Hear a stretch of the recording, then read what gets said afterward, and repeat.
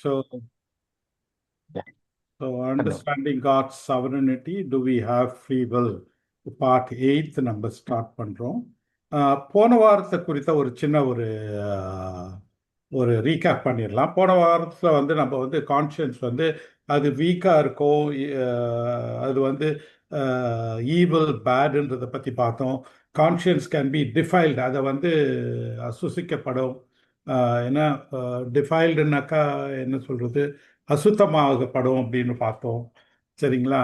And it is burnt, ஒரு இதனால சுட்டெரிக்கப்படக்கூடியது அப்படின்னு சொல்லிட்டு கான்ஷியன்ஸை குறித்த பல விஷயங்களை பார்த்தோம். அப்புறமா வந்து ஆல்மோஸ்ட் நான் வந்து இந்த இதை வந்து ஆரம்பிச்சுட்டு, ஆனால் லேட் ஆகிடும், டைம் ஆகிடும் அப்படின்னு சொல்லிட்டு விட்டுட்டேன் நான். என்னன்னாக்கா லேட்டர், அதாவது இந்த நம்ம இது மட்டும் பார்த்ததுல கான்ஷியன்ஸை குறித்த, மனசாட்சியை குறித்து நம்ம பார்க்கும் பொழுது யூதர்களுக்கு அவர்கள் வந்து நியாய பிரமாணத்தை கொடுத்திருந்தாரு. மற்றவங்களுக்கு வந்து எப்படி வந்து நம்ம வந்து நம்மளுடைய மனசாட்சி எதை கொண்டு வழி நடத்துறதுன்னு பார்த்துருந்தோம். ஆனால் லேட்டர் ஆன் பால் மூலியமாக, எபேசியர் எழுதின நிருபத்தி மூலமாக ஆண்டவர் என்ன பண்றாருனாக்கா ஒரு புது ப்ரொவிஷனை வந்து, ஒரு ப்ரீவியஸ்ல முன்னாடி வந்து மறைக்கப்பட்டிருந்த ஒரு புது டிஸ்பென்சேஷன். உங்களுக்கு எல்லாம் டிஸ்பென்சேஷன் என்னன்றது புரியும் இல்லையா? அந்த நியமனம், அது புதுசான ஒரு டிஸ்பென்சேஷன் தராது. அந்த டிஸ்பென்சேஷன் தான் வந்து டிஸ்பென்சேஷன் ஆஃப் கிரேஸ், கிருபையின் காலத்துல கிருபையின் நியமனம் அப்படின்பாங்க. இந்த டிஸ்பென்சேஷன்ல இந்த எர்த்லி பிளெஸிங், இஸ்ரவேலருக்கு கொடுத்த அந்த எர்த்லி பிளெஸிங்கை வந்து என்ன பண்றாரு, ஹெவன்லி பிளெஸிங்கை மாத்திடுறாரு இல்லைங்களா? எல்லாருக்குமே இப்போ இந்த ஒரு தற்காலிகமாக நடக்கிற இந்த டிஸ்பென்சேஷன் ஆஃப் கிரேஸ்ல வந்து எல்லாருக்குமே வந்து என்ன ஆயிடுது, ஹெவன்லி பிளெஸிங் வந்துடுது. அப்போ முதல்ல வந்து இஸ்ரவேல்ன்றோம் கிரேக்கர்ன்றோம் இருந்தோம் இல்லையா? கலேஷியன் 3:23 சொல்லியிருந்தது இல்லையா? யூதன் என்றும் கிரேக்கரும் இல்லை, அடிமை என்றும் சுவாதீனர் என்றும் இல்லை, ஆனால் ஆண் என்றும் பெண் என்றும் இல்லை, நீங்கள் எல்லோரும் கிறிஸ்து இயேசுக்குள் ஒன்றாய் இருக்கிறீர்கள் அப்படின்னு சொல்லியிருக்காரு இல்லையா? அப்போ இப்போ இருக்கிற நமக்கு வந்து நம்மளுக்கு வந்து அந்த கணக்கு கொடுக்க வேண்டியது நியாய பிரமாணத்தின்படியாகவோ இல்லாட்டி கான்ஷியஸின் படியாகவோ கிடையாது. ஆனால் தேவனுடைய வார்த்தையை வந்து ரைட்டாக டிவைட் பண்ணுறது மூலியம் நமக்கும் கான்ஷியன்ஸ் இருக்குது, மனசாட்சி நமக்கும் இருக்குது, இஸ்ரவேலருக்கும் இருக்குது.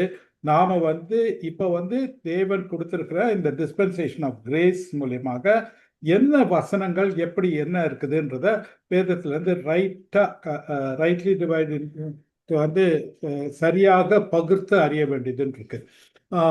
நானும் பிரதரும் வந்து இப்போ இந்த பாடி ஆஃப் கிரைஸ்ட், கிறிஸ்துவின் சரீரத்துக்கு எவ்வளவு வசனங்கள் கொடுத்துருக்கப்பட்டிருக்குன்றதை பற்றி காலையில் ஒரு பைபிள் ஸ்டடி பண்ணிட்டு அதுலேருந்து அந்த வசனங்களை வந்து பிரித்து எடுக்கிறதுக்காக வேண்டி பவுல் எழுதின ஒவ்வொரு நிருபங்களாக படிச்சுட்டு வரோம்.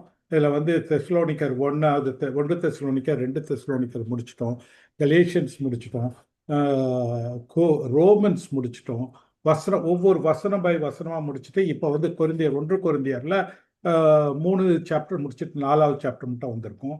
அதில் வந்து எந்தெந்த இடத்துல பவுல் வந்து அவருக்கு வந்து இந்த கிருபை,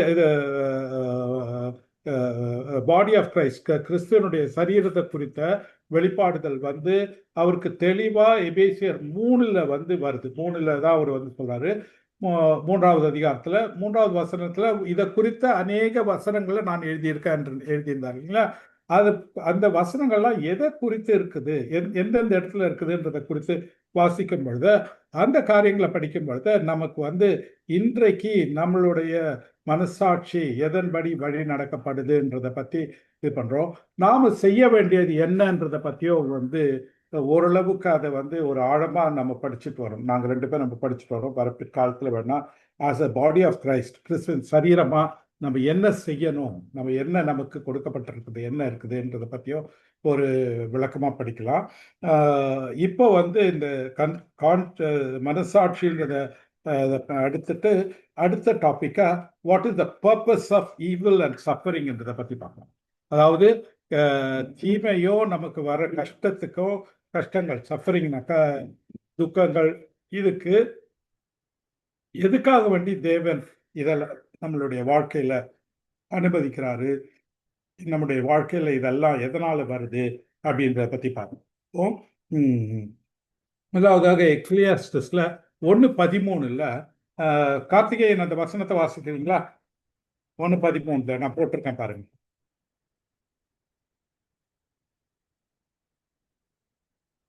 கார்த்திகேயன் சரி நான் வாசிக்கிறேன். பிரதர் இல்ல சாம்ராஜ் கார்த்திகேயன் வாசிக்க கார்த்திகேயன் வந்துட்டாரு மைக் ஓபன். வானத்தின் கீழ் நடப்பதை எல்லாம் ஞானமாய்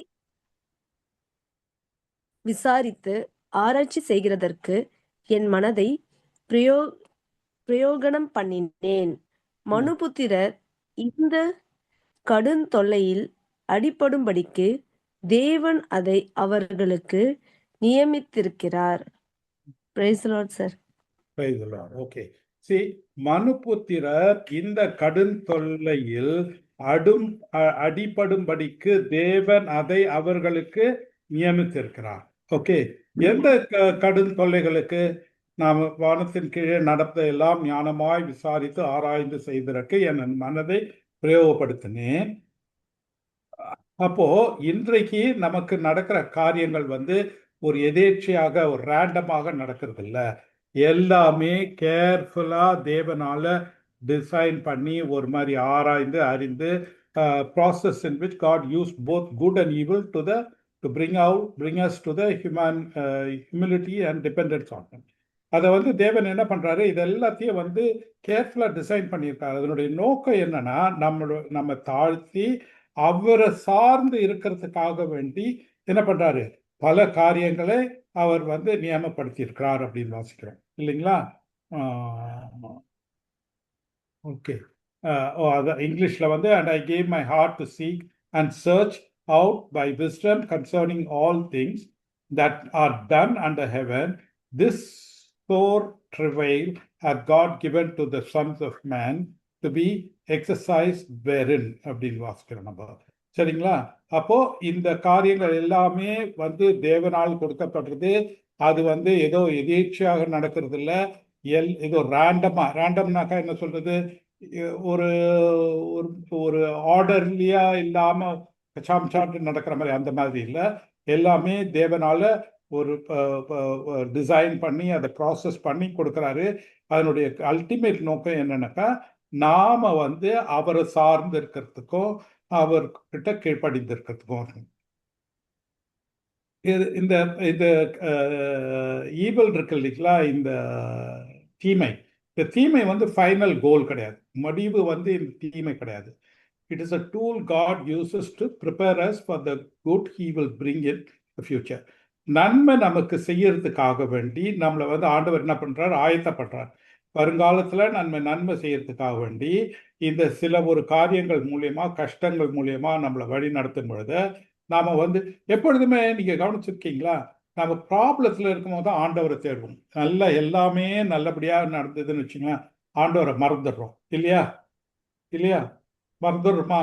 எல்லாமே பர்ஃபெக்டா போகுது, ஒரு பிரச்சனையும் இல்லை, பண கஷ்டம் கிடையாது, நோய் நொடி கிடையாது, வேலை இல்லை, எல்லாம் ஒன்றும் இல்லை, எல்லாமே நல்லா போயிட்டு இருக்குதுன்னாக்கல கொஞ்சமா ஆண்டவரை மறந்துடுவோம் இல்லையா? அப்ப ஆண்டவரை அப்ப தீமைகளோ இந்த சஃபரிங்ஸ் எல்லாம் வர்றது நம்மளுடைய நன்மைக்காகன்றத நம்ம யோசிச்சு ஆராய்ச்சி அறியணும் இல்லைங்களா? நீங்க அதை யோசிச்சு பாருங்க. இப் சப்போஸ் நமக்கு எந்த ஒரு தீங்கும் நடக்கல, எந்த ஒரு இதுவும் நடக்கலன்னு வச்சுக்கோங்க, ஆண்டவரை தேடுவோமா? ஆண்டவருக்கு நன்றி சொல்றோமா? ஆண்டவரை குறித்து நம்ம அவரை நோக்கி அவரை பிரைஸ் பண்ணுவோமா? கொஞ்ச நாளைக்கு பண்ணுவோம். ஆனா அது அப்படியே ஸ்லோவா அந்த இது போயிடும். மற்ற இந்த உலக காரியங்கள் லௌகீக காரியங்கள் நம்மளை இழுத்துட்டு போயிடும். Just as darkness makes us appreciate light, experiencing evil teaches the value of God's goodness. எப்படி இருள்ல இருக்கும் பொழுதுதான் வெளிச்சத்தினுடைய அருமை நமக்கு தெரியுதோ. நம்ம தமிழ்ல ஒரு பழமொழி இருக்க தெரியுங்களா? வெயில் உன்னுடைய அருமை எப்ப தெரியும்?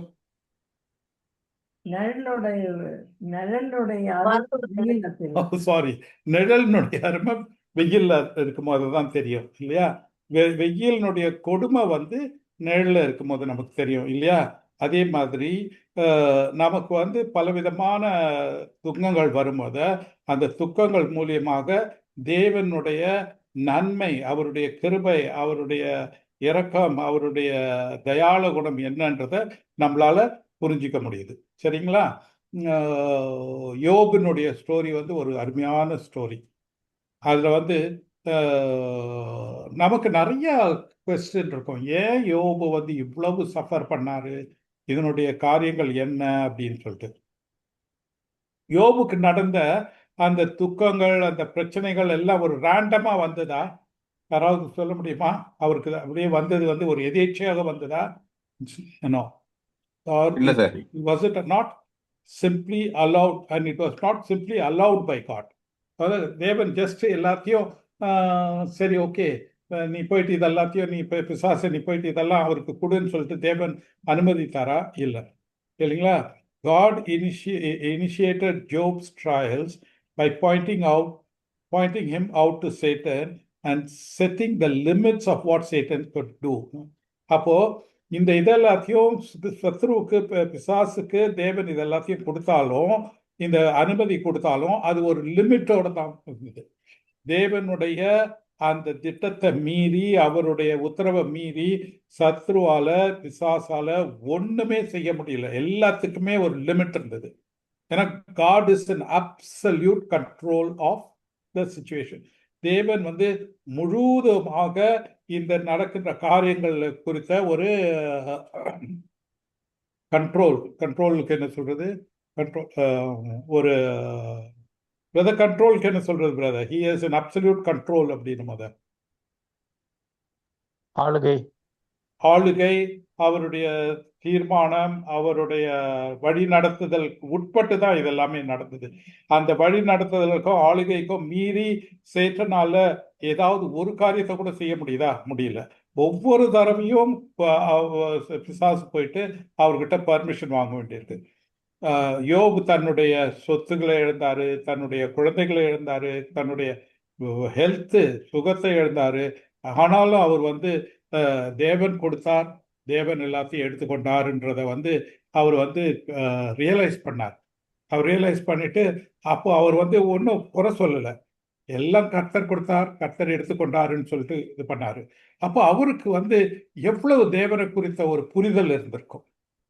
இவருக்கு தெரியாது இங்க மேல என்ன நடக்குது, பிசாசுக்கும் ஆண்டவருக்கும் நடுவில் ஒரு ஆர்குமெண்ட் நடக்குது, ஒரு இது நடக்குது. ஆர்குமெண்ட் இல்லை, பிசாசு வந்து சொல்றாரு வந்து நான் எல்லாத்தையும் இது பண்ணிட்டு போனேன்னு. ஆண்டவர் வந்து சேலஞ்ச் பண்றாரு, என்னுடைய தாசனாகிய தேவன் யோபை பத்தி நீ என்ன நினைக்கிற அப்படின்னா, நீங்க எல்லா ப்ரொடெக்ஷனும் கொடுத்துருக்கீங்க, அதனால தான் அவர் வந்து உங்களை வந்து வழிபடுறாரு. அதெல்லாம் எடுத்துட்டீங்கன்னாக்கா அவர் உங்களை எங்க மதிக்க போறாரு அப்படிங்கிறார். ஆனா நீ வந்து போய் பாரு, டெஸ்ட் பண்ணி பாரு, ஆனா இந்த எல்லை மட்டும் தான் நீ இருக்கணும்னு சொல்லிட்டு ஒவ்வொரு ஸ்டேஜ்லயும் ஆண்டவர் வந்து பிசாசுக்கான அந்த ஒரு இதை கொடுக்குறார். வசனத்தை வாசிக்கலாம். யோபு சொல்றார், நிர்வாணியாய் என் தாயின் கர்ப்பத்தில் இருந்து வந்தேன், நிர்வாணியாய் அவ்விடத்துக்கு திரும்புகிறேன். கர்த்தர் கொடுத்தார், கர்த்தர் எடுத்துக்கொண்டார், கர்த்தருடைய நாமத்துக்கு ஸ்தோத்திரம் என்றார். இல்லைங்களா? இந்த வசனம் வந்து என்னுடைய வாழ்க்கையில வந்து பெரிய ஒரு இம்பேக்டை பண்ணுச்சு. நான் வந்து ஒரிசால வந்து கிட்டத்தட்ட ஒரு 10 வருஷமா அங்கே வந்து ஊழியர் செஞ்சுட்டு, ஆதிவாசிகள் மக்கள் மத்தியில் ஊழியர் செஞ்சுட்டு இருக்கும் பொழுது ஒரு பர்சிக்யூஷன் நடந்தது. 2008 கொந்தமால் பர்சிக்யூஷன்ல எங்களுடைய வீடு, எங்களுடைய எல்லாத்தையும் எடுத்துட்டு போயிட்டாங்க. லேப்டாப்பு, என்னுடைய புக்ஸு, வசதி, என்னுடைய ஒரு சில ஜுவல்ஸு, அப்புறமா எல்லாத்தையும் எடுத்துட்டு வீடை வந்து எரிச்சிட்டாங்க. நாங்கள் போயிட்டு ஒரு பொதாரில் இது பண்ணிட்டு இருந்தோம். அந்த நேரத்திலையும் இந்த வசனத்தின் மூலியமா ஆண்டவர் பேசுனப்போ நாங்கள் 2 பேருமே வந்து சொல்றோம், கர்த்தர் கொடுத்தார், கர்த்தர் எடுத்துக்கொண்டார், let his name B glorified அப்படின்னு சொல்லிட்டு பொதாரில் ஒளிஞ்சிட்டு இருக்கும்போது சொன்னாங்க. ஒவ்வொரு நேரத்திலையும் இந்த காரியங்களை வந்து எங்களுக்கு சொல்றதுக்கு கர்த்தர், இந்த சிச்சுவேஷனை ஃபேஸ் பண்றதுக்கு கர்த்தர் இந்த காரியங்களை எங்களுக்கு ஞாபகப்படுத்தினார். அப்போ பாருங்க, கிட்டத்தட்ட ஒரு 3500 வருஷத்துக்கு முன்னாடி நடந்த ஒரு காரியம் வேத வாக்கியங்களை வாசிக்கும் பொழுது நமக்கு இன்றைக்கு பலவிதமான உபத்திரவங்களோ பர்சிக்யூஷன்ஸு மற்ற பிரச்சனைகள்லாம் வரும்பொழுது அது எப்படி மேற்கொள்ளணுன்றத கர்த்தர் அந்த காரியங்கள் மூலியமா நம்ம வழி நடத்துறாரு இல்லையா. அப்போ இந்த காரியங்கள்லாம் இல்லைனாக்கா, இந்த மாதிரியான ஒரு துக்கங்கள்லாம் வரல அப்படின்னு இருந்தாக்கா, என்னால இந்த ஒரு விசுவாசத்தை பிரகடனம் பண்ணி இருக்க முடியுமா? நமக்கு பிரதனுடைய வாழ்க்கையிலையும் எவ்வளோ பிரச்சனைகள் வந்தது. ஆனாலும் அவர் அந்த விசுவாசத்தை உறுதியா பிடிச்சுக்கிட்டு இருக்கிறாரு. நிறைய விஷயங்கள்ல நாங்கள் 2 பேரும் பிரதர் சாமு என்னுடைய வாழ்க்கையிலையும் நிறைய விஷயங்கள் ஒரே மாதிரி ஒத்து போகிறத பார்க்குறோம். அப்போ அந்த நேரங்களில் தேவன் சர்வ வல்லமை படைத்தவர், சகலத்தையும் அறிந்தவர், சகலத்தில் எல்லா இடத்துலையும் இருக்கிறாரு. அவருடைய ஆளுகைக்கு நம்ம கீழ்ப்பட்டிருக்கிறோம். ஆனா அந்த ஆளுகைக்கு மீறி எந்த ஒரு காரியமும் நடக்காதுன்ற ஒரு அசைக்க முடியாத அந்த ஒரு விசுவாசத்தை தேவன் கொடுத்திருக்கிறார் இல்லையா. அந்த ஒரு காரியத்தை நம்ம நினைச்சு பார்க்கும்பொழுது தேவனுக்கு நன்றி சொல்றோம். இன்னும் ஒரு வசனம் ஒன்று வாசிக்கலாம். ஜோப் தேவனை குறித்த ஒரு சத்தியத்தை பேசுறார் இல்லைங்களா. அது 42:8 யாராவது வாசிக்க முடியுமா?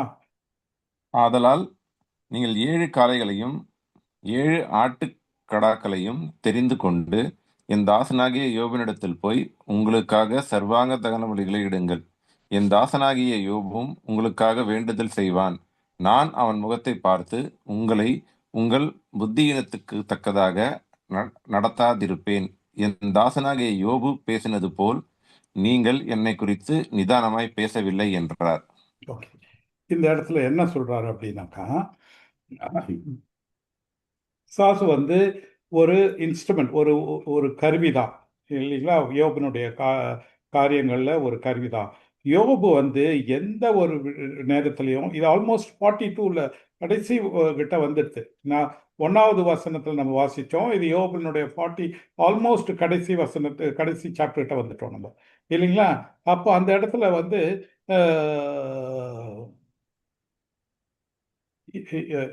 ஆண்டவர் யோபனுடைய வாழ்க்கையில நடந்த எல்லா காரியங்களையும் ஃபுல் கம்ப்ளீட் கண்ட்ரோலோடு இருந்தார். அவருடைய ஆளுமை ஆரம்பத்திலேருந்து கடைசி மட்டும் இருந்தது. எவ்வளோ பேர் அவருடைய நண்பர்கள் எவ்வளோ விதமாக பேசினாங்க. நீ என்னமோ பண்ண, நீயே அதனால தான் உனக்கு இந்த மாதிரி பிரச்சனை வந்தது, நீ ஏதோ ஒரு பாவம் பண்ணிட்டன்னு சொல்லிட்டு என்னென்னமோ பேசுகிறாங்க. ஆனாலும் யோபு அந்த இதை மாறாமல் இருக்கிறார். அப்போ ஆண்டவர் என்ன சொல்றாரு, அந்த அவருடைய நண்பர்களை பார்த்து சொல்றாரு, நீங்க யோபு என்னை குறித்து பேசினது பாரி அவருக்கு இருந்த அண்டர்ஸ்டாண்டிங் மாதிரி உங்களுக்கு இல்லை.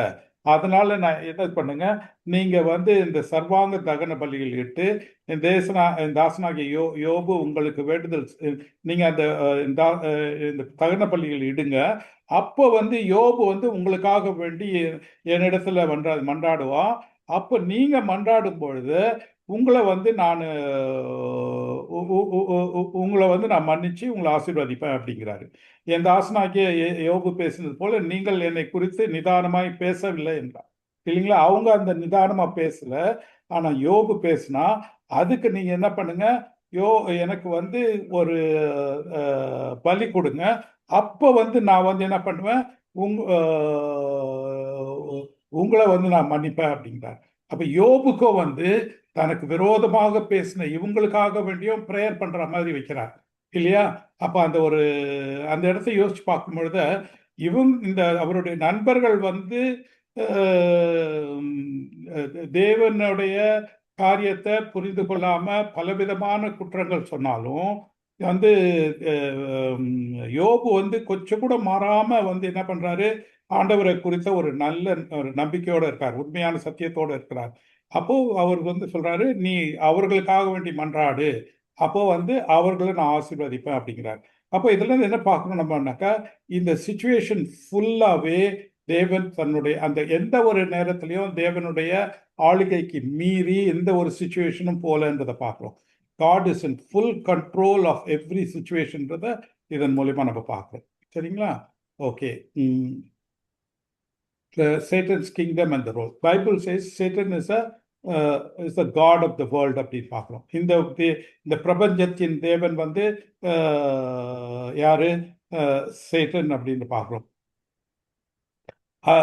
அந்த சேட்டன் வந்து பிசாசானவன் வந்து இந்த பிரபஞ்சத்தின் தேவன்றதை வந்து 2 கொரிந்தியர் 4:4 பார்க்குறோம்.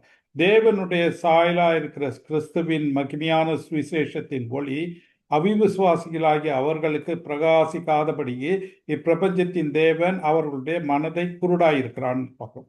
ஓகே, அப்போ இந்த இடத்துல வந்து சேட்டன் வந்து அந்த மக்களுக்கு அவிவிசுவாசிகளுக்கு தேவனுடைய சுவிசேஷம் வந்து அவர்களுக்கு புரிந்து கொள்ளாதபடிக்கு, அவர்கள் அறிந்து கொள்ளாதபடிக்கு அவர்களுடைய மனசை குருடாக்கி இருக்கிறான்றதை பார்க்குறோம். அப்போ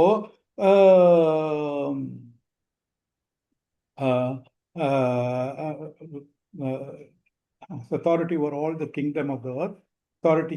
இப்போ இந்த அத்தாரிட்டி வந்து பிசாசுக்கு யார் கொடுத்திருக்கிறா? தேவன் தான் கொடுத்திருக்கிறாரு.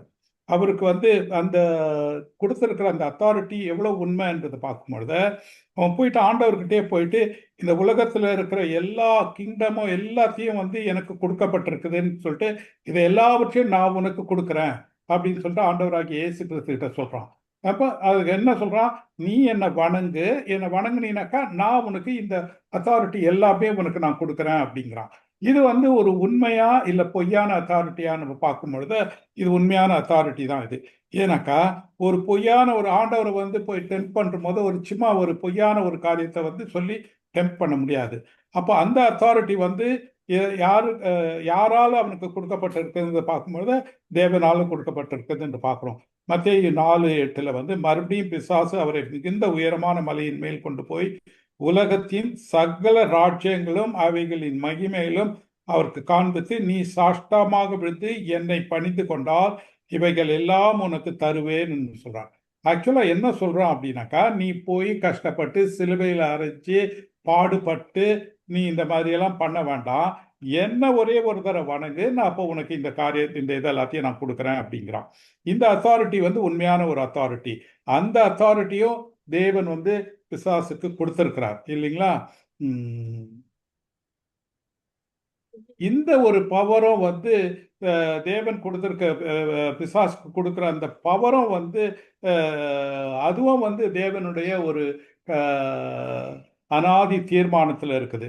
அது எப்படி பார்க்குறோம் அப்படின்னாக்கா, பேதுரு எழுதின நிருபத்துல 5வது அதிகாரத்துல 5:8 பார்க்குறோம். கார்த்திகேயன் இதை வாசிக்க முடியுமா? தெளிந்த புத்தியுள்ளவர்களாய் இருங்கள், விழித்திருங்கள், ஏனெனில் உங்கள் எதிராளியாகிய பிசாசானவன் கர்ஜிக்கிற சிங்கம் போல் எவனை விழுங்கலாமோ என்று வகை தேடி சுற்றித் திரிகிறான். விசுவாசத்தில் உறுதியாய் இருந்து அவனுக்கு எதிர்த்து நில்லுங்கள். உலகத்தில் உள்ள உங்கள் சகோதரரிடத்திலே அப்படிப்பட்ட பாடுகள் நிறைவேறி இருக்கிறது என்று அறிந்திருக்கிறீர்களே. பாருங்க, இந்த இடத்துல சொல்றாரு, உங்கள் எதிராளியாகிய பிசாசானவன் கர்ஜிக்கிற சிங்கத்தை போல எவனை விழுங்கலாம் என்று வகை தேடி சுற்றி அறிகிறான் அப்படிங்கிறார் இல்லைங்களா? விசுவாசத்துல நீங்க உறுதியா இருங்கள், அவனை எதிர்த்து நில்லுங்கள், உலகத்தில் உங்கள் சகோதரரிடத்திலே அப்படிப்பட்ட பாடுகள் நிறைவேறி என்று அறிந்திருக்கிறீர்களே அப்படிங்கிறார். அப்போ இந்த கொடுத்திருக்கிற இந்த ஒரு இது வந்து அத்தாரிட்டி வந்து உண்மையான ஒரு அத்தாரிட்டி தான் அவனுக்கு கொடுத்திருக்கிறது. அவன் எப்படி வந்து யோபை டெஸ்ட் பண்ணானோ, லார்ட் ஜீசஸ் கிரைஸ்டை வந்து டெஸ்ட் பண்ணானோ, அதே மாதிரி இந்த இடத்துல இவரையும் உங்களையும் டெஸ்ட் பண்ணுவோம் அப்படின்னு சொல்லி இது பண்றாரு. அவன் வந்து ஒரு ரோப் பவர் மாதிரி அவன் தான் இஷ்டத்துக்கு எல்லாத்தையும் செய்யற மாதிரி கிடையாது. ஆனா அவன் வந்து தேவனுடைய ஒரு வேலையாளு. அவர் கொடுக்குற கட்டளைகளையும் அவர் என்ன சொல்றாரோ அதை தான் அவன் செஞ்சுட்டு இருக்கான் அப்படின்றத நம்ம பார்க்குறோம். அவர் தன்னுடைய சொந்த இஷ்டத்தினால எந்த ஒரு காரியத்தையும் செய்ய முடியாது. தேவன் எந்த அளவுக்கு அவருக்கு அலோவ் பண்றாரோ அந்த அளவுக்கு தான் அவனால அதை செய்ய முடியும்ன்றதை பார்க்குறோம். சரிங்களா? இன்னொரு விஷயம் வந்து இது வந்து எப்படி வந்து பிசாசனுடைய கிங்டம்ல அவனுடைய ரோலை வந்து தேவன் தன்னுடைய திட்டத்தை நிறைவேற்றத்துக்காக வேண்டி பயன்படுத்துறாருன்றதை பார்க்குறோம். இன்னொரு இடத்துல வந்து நமக்கு நடக்கிற பர்சிக்யூஷன் இருக்கு இல்லைங்களா? இன்னைக்கு வந்து எவ்வளோ இடத்துல பர்சிக்யூஷன்ஸ் நடக்குது. அந்த பர்சிக்யூஷன்ல தேவனுடைய கரங்கள் எப்படி இருக்குன்றத பார்க்கலாம் நம்ம. ஒரு இது வந்து உண்மையா நடந்த நிகழ்ச்சி. ரோமரை ஆண்ட ஒரு ராயன் வந்து அவனுடைய பேர் வந்து கலிகுலஸ் அப்படின்னு இருக்காரு. சரிங்களா? அவன் வந்து ஆண்டவராகிய இயேசு கிறிஸ்து பிறந்த 49வது வருஷத்துல ஒரு கட்டளை இடுறான். அந்த கட்டளையின்படி என்ன பண்றாங்க, எல்லா யூதர்களும் அந்த ரோமாபுரி நாட்டை விட்டு வெளியே போக வேண்டியதா இருந்தது. அதுல வந்து இயேசு கிறிஸ்துவை தன்னுடைய ரட்சகராக விசுவாசித்த அந்த பிலீவர்ஸ் இருக்காங்க இல்லைங்களா? அந்த நாட்கள்ல இயேசு கிறிஸ்துவை தன்னுடைய மெசியாக ஏற்றுக்கொண்ட அந்த பிலீவர்ஸ்க்கு நம்ம என்ன பேர் சொல்றோம்? என்னது சொல்லுங்க.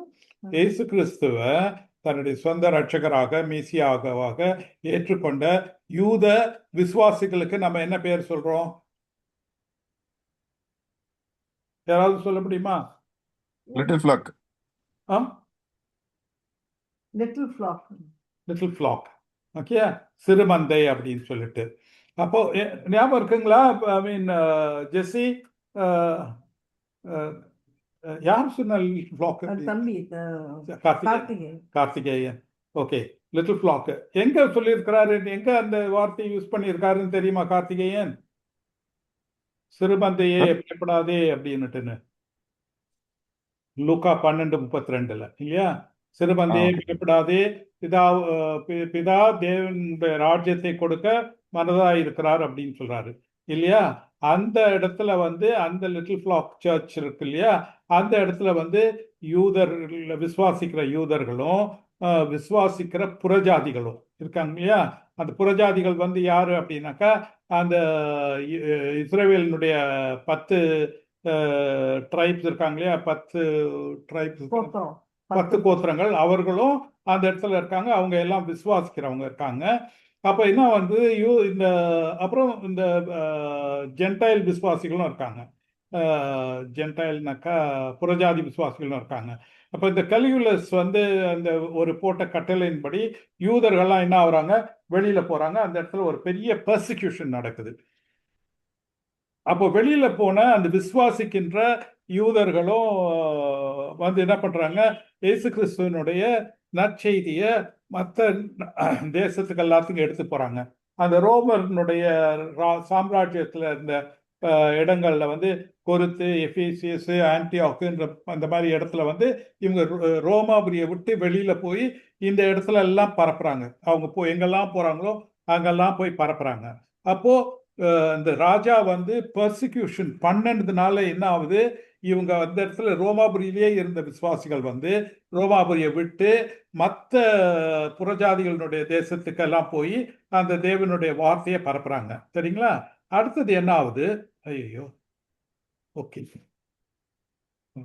ஓகே பிரதர், தெரியுது இல்லைங்களா? ஓகே, தெரியுது பிரதர். God's hand. ஸோ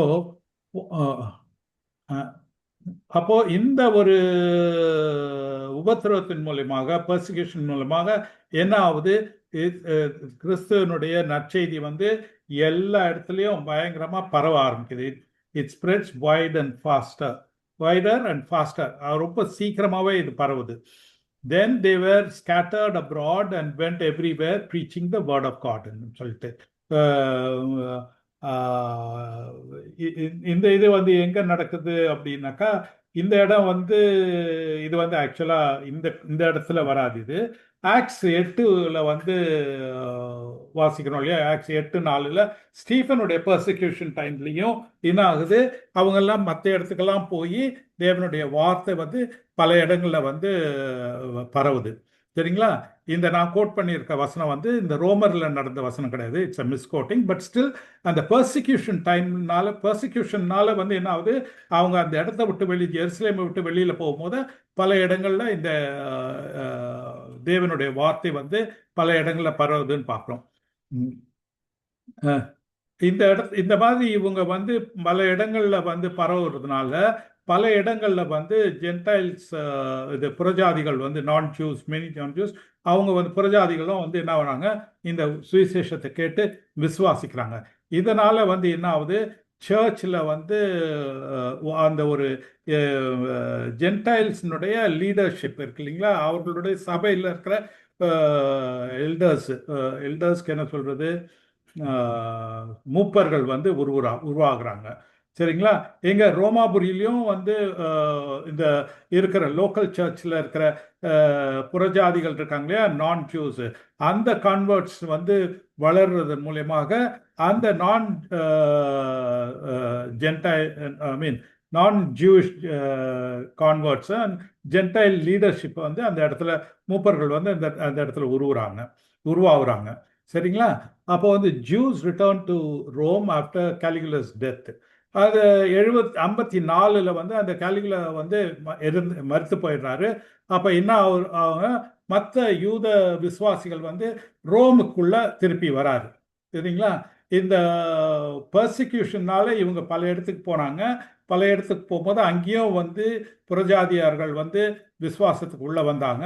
அவங்க திரும்பி வரும்பொழுது என்ன ஆகுது, இந்த புறஜாதியில் இருக்கிற மூப்பர்களுக்கும் இங்கே வந்து இருக்கிற ஜூஸ்க்கு நடுவில் அந்த ஜூயிஷ் பிலீவர்ஸு, அந்த 10 ட்ரைபில் இருக்கிற அந்த ஜூயிஷ் பிலீவர்ஸு, யூதாவினுடைய பிலீவர்ஸ், இவங்க எல்லாருக்குள்ளேயும் ஒரு பெரிய ஒரு டென்ஷன் வருது. ஏன்னாக்கா நாங்கள் தான் முக்கியமானவங்க, இல்லை நாங்கள் தான் இந்த இடத்துல இவ்வளோ நாள் நீங்கள் விட்டுட்டு போயிட்டீங்க, நாங்கள் தான் இங்கே இருந்து சபையை வந்து வழி நடத்தணும் அப்படின்னு சொல்லிட்டு அவங்களுக்குள்ள ஒரு சின்ன ஒரு பிரச்சனை வருது.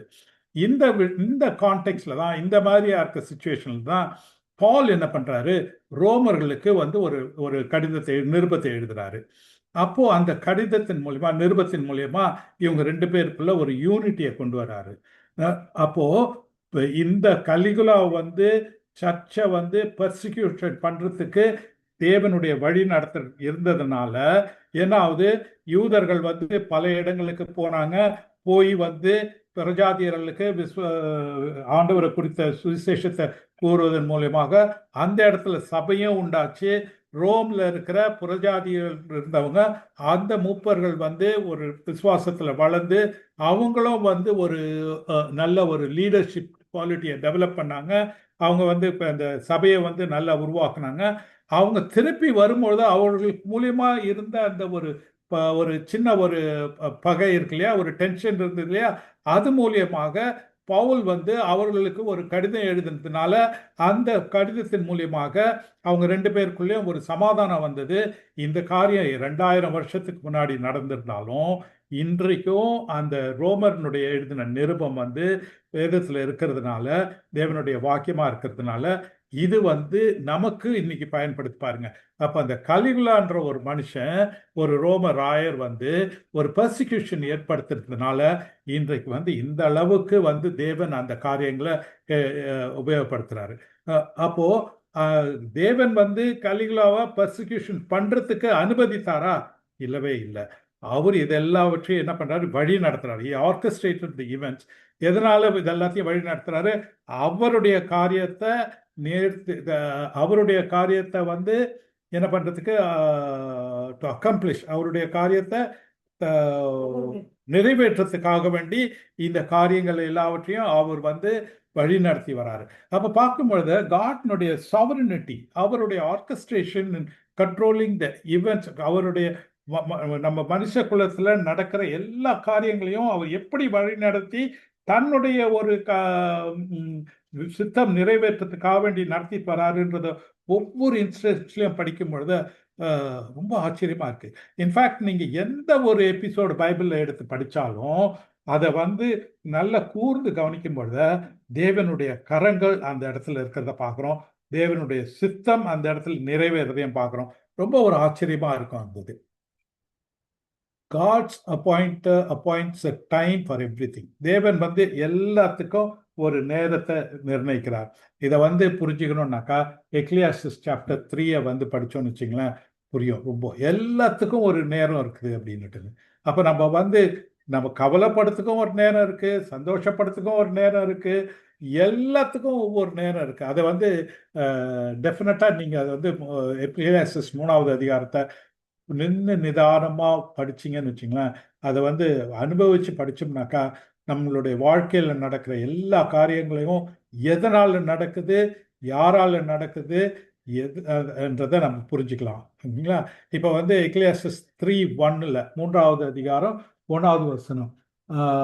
யாராவது ஒருத்தர் வாசிக்க முடியுமா?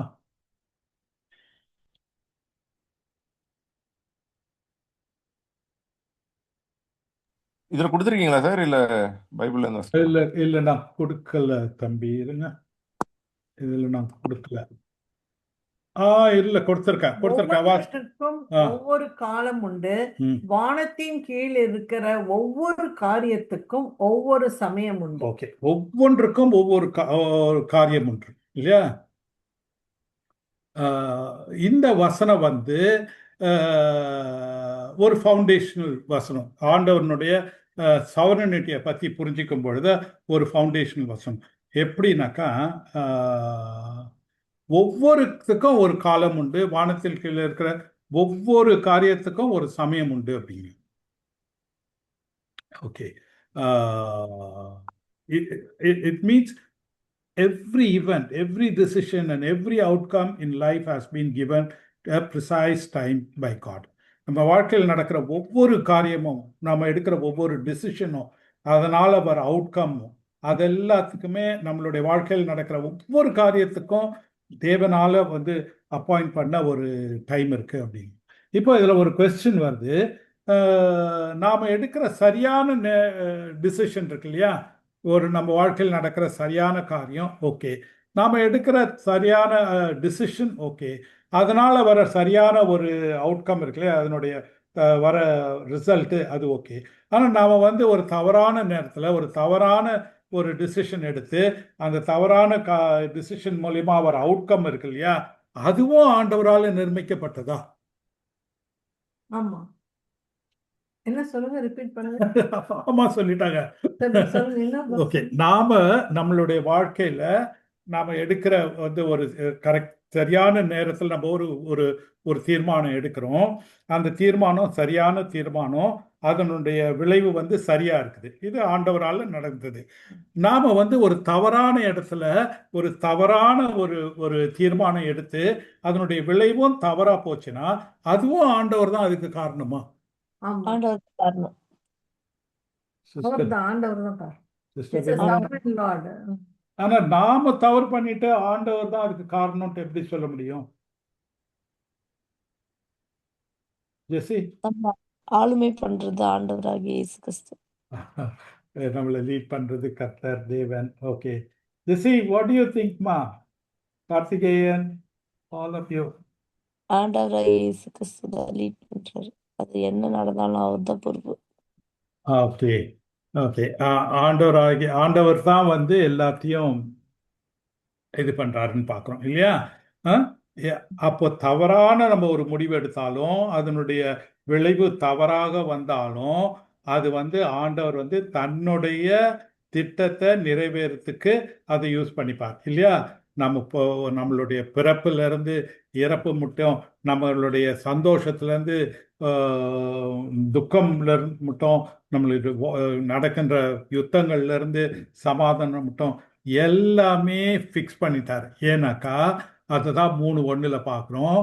என்னது? To every thing there is a time இல்லையா?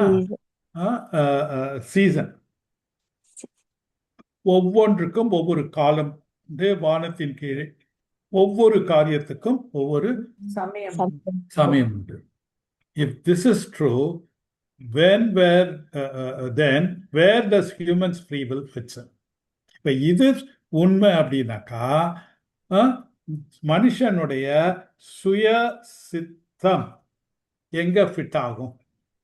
சுய விருப்பம், சுய விருப்பம், தன்னிச்சையான சுய இச்சை, இது எல்லாமே எந்த இடத்துல ஃபிட் ஆகும்? அதனுடைய ஆன்சர் வந்து கிளியரா எங்கேயுமே ஃபிட் ஆகாது. ஏன்னா எல்லாமே ஆண்டவனுடைய கையில தான் இருக்குது அப்படிங்க.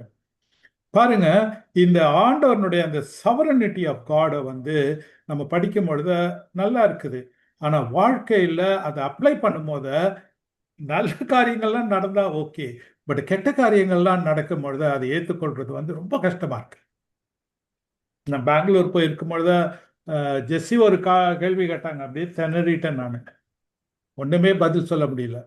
நிறைய விஷயங்கள் வந்து இது பண்ணும் பொழுது, அது யோசிக்கும் பொழுது ரொம்ப கஷ்டமா இருக்கு. அந்த தேவனுடைய சாவரனிட்டியை பத்தி எடுத்து இது யோசிக்கும் பொழுது. சரியா? Free will assumes that human can act outside of God's plan. அந்த மனுஷனுடைய சுய சித்தம் இருக்கு இல்லைங்களா, அது என்ன அசியம் பண்ணுதுனாக்கா, தேவனுடைய திட்டத்துக்கு புறம்பாக மனுஷனால ஒர்க் பண்ண முடியும் அப்படின்னு சொல்லிட்டு நம்ம நினைக்கிறோம் இல்லையா? ஆனா அது உண்மை கிடையாது.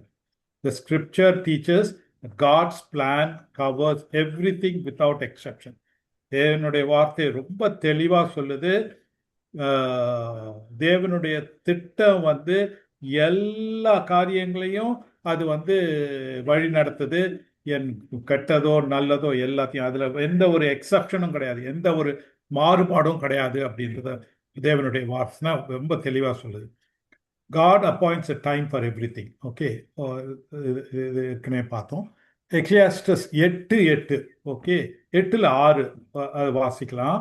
8 எல்லாம் எல்லா காரியத்துக்கும் காலமும் நியாயமும் உண்டு, ஆதலால் மனுஷருக்கு நேரிடும் சஞ்சலம் மிகுதி. ஓகே, எல்லா காரியத்துக்கும் காலம், ஒரு காலமும் இருக்குது, நியாயமும் இருக்குது. அதனால் மனுஷன் நேரிடும்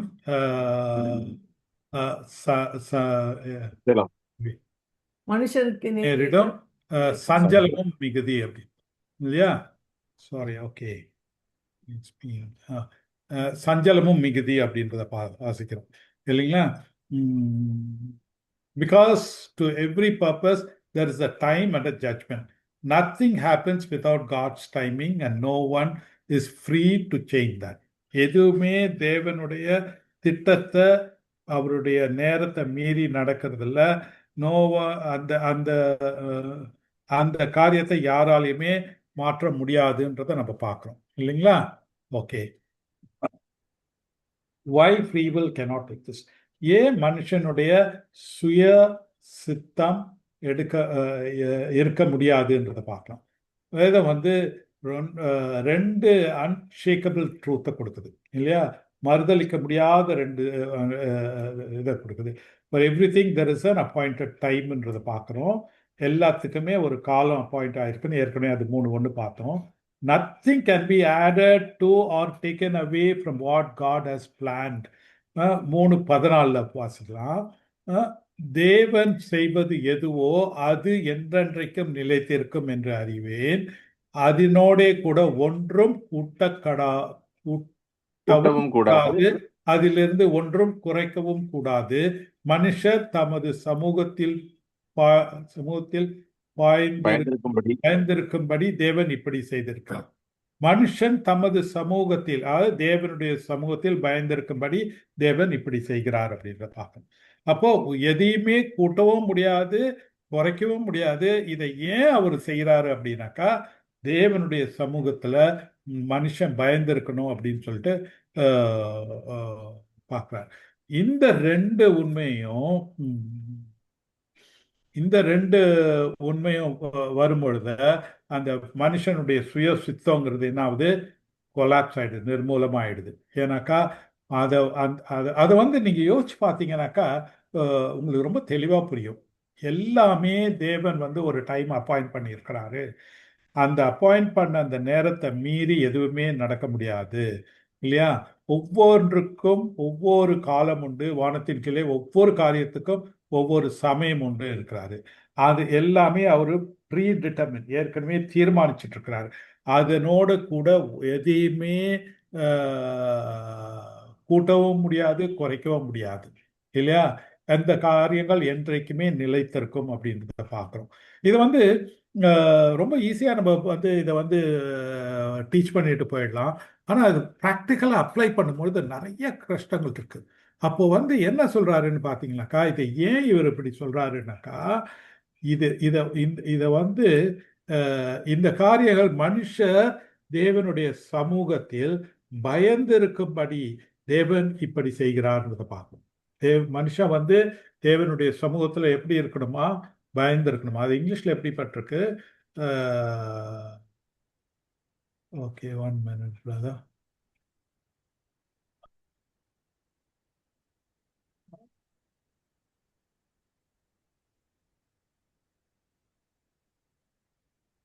வாசிக்க முடியுதா? 3:12. I know that whatever God does, it shall be forever. Nothing can be put to it, nor anything taken from it. And God doth it, that man should fear before him அப்படிங்கிறார். அப்போ தேவன் வந்து அதெல்லாம் செய்யறதுக்கு ஒரு காரணம் வச்சிருக்கிறாரு. அந்த காரணம் என்னன்னாக்கா, மனுஷன் வந்து தேவனுக்கு முன்னாடி பயந்து இருக்கணும், அவரை வந்து மதிச்சு பயந்து இருக்கணும்ன்றதுக்காக வேண்டி இப்பேற்பட்ட ஒரு காரியங்களை செய்யறாருன்றது நம்ம வாசிக்கணும் இல்லையா? Okay. Life and death are appointed அப்படின்னு. ஓகே. எக்லியாசஸ் 3:2 என்ன சொல்லுதுனாக்கா, பாருங்க, பிறப்புக்க ஒரு காலம் உண்டு, இறக்க ஒரு காலம் உண்டு, நட ஒரு காலம் உண்டு, நட்டத்தை பிடுங்க ஒரு காலம் உண்டு அப்படிங்கிறாரு இல்லையா? அப்போ வந்து எனக்கு ஒரு கொஸ்டின் வந்தது. அப்போ ஒருத்தர் வந்து சூசைட் பண்ணிக்கிறார் இல்லையா? இப்போ ஆண்டவர் ஒரு நேரத்தை பிறக்கிறதுக்கு வச்சிருக்கிறாரு. ஓகே, அதை நம்ம ஒன்றும் பண்ண முடியாது. அப்போ எப்படி சிசேரியன் அப்படின்றாங்களே, அப்போ ஒரு டைம் வச்சிருக்காங்கன்னா இவங்க வந்து சிசேரியன் பண்ணி ஒரு குழந்தைய முன்னுக்கோ பின்னுக்கோ பிறக்க வைக்க முடியுமா? அதே மாதிரி டைம் வந்து டைம் டு டைன்னும் பொழுது அந்த சூசைட் பண்ணி அவங்க வந்து அந்த குறிப்பிட்டிருக்க காலத்துக்கு முன்னாடியே ஒருத்தர் இறக்க முடியுமா? அதை பத்தி நீங்க என்ன நினைக்கிறீங்க? சார், இப்ப நம்ம ம். எல்லாமே ஆண்டவரோட வழிநடத்தல் பாக்குறோம். ஆ இப்ப உதாரணத்துக்கு ஆ இப்ப 2 பேர் இருக்காங்கன்னு வச்சுக்கோங்க. ம் இப்ப 2 பேருமே வந்து ஒரு தண்ணடிக்கிற பர்சன் அப்படின்னா ம் 2 பேருக்குமே வந்து அது தவறுன்னு தெரியும்.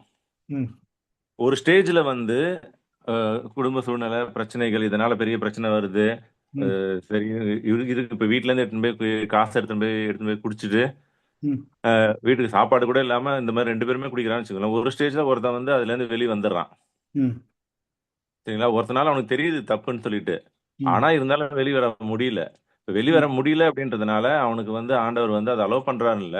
ஸோ அதன் இன்கேஸ் அது வந்து அதன் மூலியமா ஏதோ ஒரு விஷயம் நாளைக்கு ஃபியூச்சர்ல ஒன்று நடக்க போகுது, ம் அதனால அவர் அதை வந்து அலோவ் பண்றாரு. இப்ப சூசைடும் வந்து இப்ப அதே மாதிரி சூசைட் பண்றாங்க அப்படின்னா அதன் மூலியமா வந்து அந்த குடும்பத்திலயோ இல்ல அந்த இதுல வந்து ஏதோ ஒன்று நடக்க போகுது அப்படின்றது அது. அதனால அது காட் வந்து அதை வந்து வழி நடத்துறாரு அந்த இதை. நடத்துறாரு. ஓகே. இதில் என்னுடைய கொஸ்டின் என்னதுன்னா தம்பி, ஆண்டவர் ஒரு நாளை வந்து தீர்மானிச்சிருக்கிறாரு. ஒரு குழந்தை இந்த நேரத்தில் பிறக்கணும், அந்த பிறந்த குழந்தை இந்த நேரத்தில் மறிக்கணும்னு சொல்லிட்டு இல்லையா? ஆனா அந்த மறி ஆ இல்ல சொல்லுங்க. ஆ மறிக்கிறதும் வந்து எப்படி மறிக்கணும்னு ஆண்டவர் முன்னாடியே அது வந்து வழி நடத்தி தானே வச்சிருக்காரு. ஆ இந்த விதத்துல மறிக்கணும் அப்படி, இந்த வழியில அது பிறக்கணும் அப்படின்ட்டு. இப்ப ஓகே. எவ்வளவு பேர் வந்து ஓகே, இல்ல வெரி இப்ப குட். இப்ப எவ்வளவு பேர் வந்து ஐவிஎஃப்ல தானே குழந்தை பெத்துக்கிறாங்க. இயற்கையா இங்க அது வந்து ஐவிஎஃப்ல வந்து இது பண்ணும்போது அது வந்து இந்த மாதிரி தான் அது பர்த் ஆகணும்ன்றது ஆண்டர் வழி நடத்தி தானே வச்சிருக்காரு. இப்ப இவங்க டாக்டர் வந்து நாங்க கிரியேட் பண்ணிட்டோம், நாங்க உண்டு பண்ணிட்டோம் அப்படின்றாங்க. நாங்க சக்சஸ் பண்ணிட்டோம், எங்க சக்சஸ் ரேட் இவ்வளவு அப்படின்றாங்க. பட் சக்சஸ் ரேட்ன்றதை விட அது ஆண்டர் வழிநடத்தல் தானே. அதுவும் அந்த அட்வான்ஸ்ட் மெடிசன் அது எல்லாமே ஆண்டரோட வழிநடத்தல் தானே. ஓகே. ஸோ அப்போ ஒரு ஒரு பிறப்பை வந்து கரு உருவாகிறதும் ஆண்டவர் தீர்மானிக்கிறாரு. இதை சிசேரியனா இல்லை நேச்சுரல் பர்த்தா எந்த காரியமாக இருந்தாலும் அதையும் ஆண்டவர் தான் தீர்மானிக்கிறாரு. நான் மனுஷன் தீர்மானிக்கிறது கிடையாது. அதே மாதிரி ஒரு மனுஷனுடைய டெத் வந்து நேச்சுரலாக வருதோ இல்லாட்டி வியாதிப்பட்டு வருதோ இல்லை சூசைடாக வருதோ எல்லாமே ஆண்டவனுடைய தீர்மானத்தின்படி தான் வருது அப்படின்றத நம்ம புரிஞ்சுக்கிறோம் இல்லையா? அதுல வந்து அப்ப அதுதான் வந்து இந்த வசனத்தில் சொல்றாரு, பிறக்கிறதுக்கும் ஒரு காலம் உண்டு, இறக்கிறதுக்கும் ஒரு காலம் உண்டு அப்படிங்கிறாரு இல்லையா? யோபு 14:5 வாசிக்கலாம். ஒரு நிமிஷம். யோபு 14:5. அவனுடைய நாட்கள் இம்மாத்திரம் என்று குறிக்கப்பட்டிருக்கையால் அவனுடைய மாதங்களின் தொகை உம்மிடத்தில் இருக்கிறது. அவன் கடந்து போகக்கூடாத எல்லையை அவனுக்கு ஏற்படுத்தினீர். பாருங்க, அவனுடைய நாட்கள் இம்மாத்திரம் என்று குறிக்கப்பட்டிருக்கிறபடியால் அவனுடைய மாதங்களின் தொகை, அதை வந்து வருஷங்களினுடைய இதுன்றது இல்லாம அவனுடைய லைஃப் ஸ்பேன் இல்லையா, அது இடத்துல இருக்குது. அவன் கடந்து போகாத எல்லையும் எடுத்திருக்கிறீர் இல்லையா? ஒவ்வொரு நேரத்தில் நினைப்பாங்க, நான் ஏன் இங்கே பிறந்தேன், எல்லாரும் இவ்வளோ தூரம்லாம் இவ்வளோ நாட்டுக்கெல்லாம் போயிட்டு வராங்க, எனக்கு வந்து அந்த ஒரு இது இல்லையே, பாக்கியம் இல்லையே, கொடுப்பனை இல்லையே, எல்லாமே ஆண்டவர் தீர்மானித்திருக்காரு. நீ வந்து வேற வெளிநாட்டுக்கு போயிட்டு வரணும்னாக்கா அதுவும் ஆண்டவனுடைய தீர்மானம். ஒருத்தர் வெளிநாட்டுக்கு போய் இது பண்ணலன்றதும் அதுவும் தீர்மானம். வெளிநாடு எதுக்கு, பக்கத்து ஊருக்கே போறதுன்னா கூட எல்லாமே ஆண்டவனுடைய முன் குறிப்பிட்ட தீர்மானத்தின்படி தான் நடக்குது. அப்ப நம்ம என்ன பண்ணணும், நாம வந்து ஓகே, ஆண்டவனுடைய அந்த வழி நடத்துதலுக்கு நம்ம வந்து நம்ம வந்து நாம ஒரு மனசை பக்குவப்படுத்தி அதை அக்செப்ட் பண்ணி போகணும் இல்லைங்களா? அதனால தான் சொல்றாரு, எல்லாமே வந்து மனுஷன் தனக்கு நமக்கு பயந்து இருக்கிறதுனாக்கா அவர் வந்து ஒரு பெரிய ஒரு பயங்கரமான ஒரு இது அவருக்கு பயப்படுறதுன்றதுல அந்த பயங்கர வார்த்தைக்கு வந்து ரெவரன்ஸ், அவருக்கு வந்து ஒரு ரெவரன்ஸ் கொடுத்து அவருடைய வழி நடத்துதல போகும்பொழுது அதுல தான் வந்து நமக்கு வந்து அந்த ஃபுல்ஃபில்மெண்ட் வருது. சரிங்களா? ஓகே. எக்லியாஸ்டஸ் 3 சாப்டர் 3 வந்து நம்ம நிறைய சார் தடவை படிச்சிருக்கோம். சொல்லுப்பா. ஒரு டவுட் சார். சொல்லுங்க. இப்போ காலம் வந்து ஆண்டவருடைய கரத்துல இருக்கு, ஆ எல்லாமே ஆண்டவர் வழிநடத்தல இருக்கு. இப்ப ம், நம்ம வந்து ஆண்டவருக்கு பயந்து இருக்கோம் அப்படின்ற போது, ஆ, இப்ப நாளைக்கு வந்து எனக்கு எதுவுமே ஆகக்கூடாது ஆண்டவரே அப்படின்னு சொல்லிட்டு ஜெபிக்கும் போது ம். நாளைக்கு நமக்கு எதுவும் நடக்காம இருக்க போறது இல்ல. டெஃபினட்டா டெஃபினட்டா அப்போ அதனால தான் ஓகே சொல்லுங்க. சாரி. அப்போ ம், நாளைக்கு எனக்கு நடக்க போறது எதுவா இருந்தாலும் ஆண்டவர் சித்தத்தின்படி தான் நடக்க போகுது அப்படின்னும் போது, ஆ. இப்போ ஒருத்தர் வந்து இப்ப நான் ஏன் ஆண்டவருக்கு பயந்துருக்கணும் அப்படின்றது, உ- நான் உ- பயந்தாலும் நாளைக்கு நடக்க போறது நாளைக்கு நடக்கதான் போகுது. இல்ல, அந்த பயங்கிறது வந்து தம்பி அதனுடைய அர்த்தம் என்னன்னாக்கா ஆண்டவருக்கு அந்த ரெவரன்ஸுக்கு தமிழ்ல என்ன சொல்றது, நான் என்ன சொல்ல வரேன்னு புரியுதா? ரெவரன்ஸ்க்கு அந்த கர்த்தருக்கு கணம் பயப்படுதலே தேவ கணம் ஞானத்தின் ஆரம்பம் இருக்கு இல்லையா? இந்த பயம்ங்கிறது வந்து ஒரு மரியாதை, ஆண்டவனுடைய அந்த அனாதி தீர்மானத்துக்கு கொடுக்கப்படுற மரியாதை. ஆ, புரியுது. சரிங்களா? இப்ப பாருங்களேன், நாளைக்கு இப்ப எனக்கு வந்து நாளைக்கு என்ன நடக்க போகுதுன்றது தெரியாது இல்லையா? ஆனா ம், நான் என்ன ஜெபம் பண்றேன்னாக்கா, let your will be done in my life Lord. உங்களுடைய சித்தம் என்னுடைய வாழ்க்கையில நடக்கட்டும். நல்லது ம், நடக்குதா, பிரைஸ் தி லார்ட். தீமை நடக்குதா, பிரைஸ் தி லார்ட். ஏன்னா இந்த ஒரு பக்குவம் வந்து எப்போ வந்ததுன்னாக்கா, ஒரு பெரிய பிஹெச்டி படிச்சோ இல்லை பெரிய இது படிச்சோ வரல. அந்த பெர்சிக்யூஷன்ல நாங்கள் போனோம் தெரியுமா, நாங்கள் 2 ஆ, பேரும். அந்த பெர்சிக்யூஷன்ல போயிட்டு வரும்பொழுது ஒரு அலாதியான ஒரு ஞானம் வந்தது தேவனை டிபெண்ட் பண்றதுக்கு. இப்ப எப்படி வந்து நீங்க ஹார்ட் டிஸ்கை ரீசெட் பண்றீங்களோ அந்த மாதிரி எங்களுடைய வாழ்க்கையை வந்து ரீசெட் ஆச்சு. ஆல்மோஸ்ட் 40 இயர்ஸ்ல இல்லாம 40 இயர்ஸா? நான் 40 இயர்ஸில் எனக்கு வந்து வயசு எவ்வளோ அப்போ 48 இருக்குமா? இது 2008ல் 2010னாக்கா இப்போ 15 இயர்ஸ் முன்னாடின்னு வச்சுங்களேன். ஆ, 17 2008ல பர்சிக்யூஷன் நடந்தது. 2008ல் பர்சிக்யூஷன் நடந்ததுனாக்கா அப்போ வந்து எனக்கு என்ன வயசு, 70 மைனஸ் 10 60 55 இயர்ஸில் வந்து என்னுடைய வாழ்க்கையை வந்து ரீசெட் பண்ணுறேன். புரியுதுங்களா? ம், ரீசெட் பண்றதுன்னாக்கா மறுபடியும் நான் வந்து என்னுடைய வாழ்க்கை இப்போ 20 வயசுல எப்படி ஸ்டார்ட் பண்றோமோ அந்த மாதிரி என்னுடைய கேரியர் எல்லாத்தையுமே 55 வயசுல நான் வந்து ரீபில்ட் பண்றேன். ஏன்னா அந்த டியூரிங் த பர்சிக்யூஷன் டைம் எல்லாமே போயிடுது. என்னுடைய சேவிங்ஸு, என்னுடைய அந்த இதில் நான் அந்த இதில் மினிஸ்ட்ரியில் இன்வெஸ்ட் பண்ணியிருந்தேன், என்னுடைய சேவிங்ஸு, காசு இது எல்லாமே போயிடுது. லைஃபே ரீசெப்ட் ஆயிடுது. சரிங்களா? ஒண்ணுமே கிடையாது, ஊன்றதுக்கு ஒண்ணுமே கிடையாது தேவனை தவிர. இது வந்து தேவன் பிளஸ் கொஞ்சம் இருக்கிற சொத்து மற்ற இது அதுன்றது கிடையாது, எதுவுமே கிடையாது, வெறும் தேவன் தான் இல்லையா? அப்போதான் வந்து அந்த வந்து தேவனை குறித்த ஒரு முழுவா டிபெண்டன்ஸ் வந்தது. அது வந்து வர்றதுக்கு வந்து எந்த அளவுக்கு நம்ம கஷ்டங்கள்ல போகும்போது வந்து தேவன் எந்த அளவுக்கு நம்மள கஷ்டங்களை நடத்தி போகும்போது அவரை நம்ம நம்பி இருக்கிறோமோ, அவரை சார்ந்து இருக்கிறோமோ, அந்த அளவுக்கு அந்த விசுவாசம் வரும், அந்த நம்பிக்கை வரும். அது வந்து ஒரு அலாதியான ஒரு ஆசீர்வாதம். அதுக்குள்ள போய் அந்த ஆண்டவரை மட்டுமே நம்பி இருக்கிற அந்த ஒரு காரியம் இருக்கு இல்லைங்களா, அந்த ஒரு டிபெண்டன்ஸுக்கு உங்களை கொண்டு போகும்போது வந்துல அதனால ஆ, ஏற்படுற ஒரு ஒரு ஆசீர்வாதம். எப்படி யோபுக்கு ரெட்டிப்பு மடங்கான ஆசீர்வாதம் வந்தது. யோபு படாத அவஸ்தையா நம்ம யாராவது பட்டிருப்போமா? யோபுக்கு நடந்த அந்த இன்னல்களும் துக்கம் மாதிரி நம்ம யாருக்காவது நடந்திருக்குமா? கிடையாது. கூட இல்ல இருந்த சார். மனைவி கர்ஸ் காட் அண்ட் டை அப்படின்னு சொல்லிட்டான் இல்லையா? நமக்கு எப்பொழுதுமே ஒரு ஆணுக்கு வந்து ஒரு கஷ்ட காலத்துல உறுதுணையா இருக்கிற நம்ம மனைவி மட்டும்தான். அந்த மனைவியை என்ன சொல்றா? தேவனை நிந்திச்சுட்டு செத்துப்போ, நீ ஏன் இவ்வளவு கஷ்டப்படுற? அது கூட சும்மா செத்துப்போ இல்ல, நிந்திச்சுட்டு செத்துப்போ. இவ்வளவு கொடுமை பண்றாரு அவரை, அவரை போய் இன்னும் துதிச்சுட்டு இருக்கியே, அவரை நிந்திச்சுட்டு செத்துப்போ அப்படிங்கிறான். அப்பேற்பட்ட ஒரு கவுன்சில் வருது. இருந்தாலும் இவர் வந்து என்ன பண்றாரு? அந்த தன்னுடைய விசுவாசத்தை விட்டு கொடுக்கல, தேவன் மேல வைத்திருக்கின்ற அந்த நம்பிக்கையை விட்டு கொடுக்கல இல்லையா? இது வந்து 3500 வருஷம் முன்னாடி நடந்தாலும் இன்னைக்கும் அவர் வந்து நமக்கு ஒரு படிப்பினையா ஆண்டவர் வச்சிருக்கார். அப்ப அவர் பட்ட கஷ்டங்கள் ஆண்டவர் அவரை குறித்து யூஸ் பண்ணது பாருங்க. இன்றைக்கும் வந்துல கிட்டத்தட்ட 3500 வருஷம் கழிச்சு இன்றைக்கும் நம்ம நினைச்சு இது பண்ற மாதிரி இருக்கு இல்லையா? சோ எல்லாமே நம்ம அப்ப ஜெபிக்கிறதே வந்து என்ன ஆகுது? ஆரம்பத்துல வந்து நான் பிரதர் இவர்கிட்ட கேட்டுட்டு இருந்தேன், நமக்கு எப்படி ஜெபிக்கணும்னே தெரியாது அப்படிங்கிறார். ரோமர் 8ல நீ எப்படி ஜெபிக்கணும்னே உனக்கு தெரியாது. அதனால நான் என்ன பண்றேன்?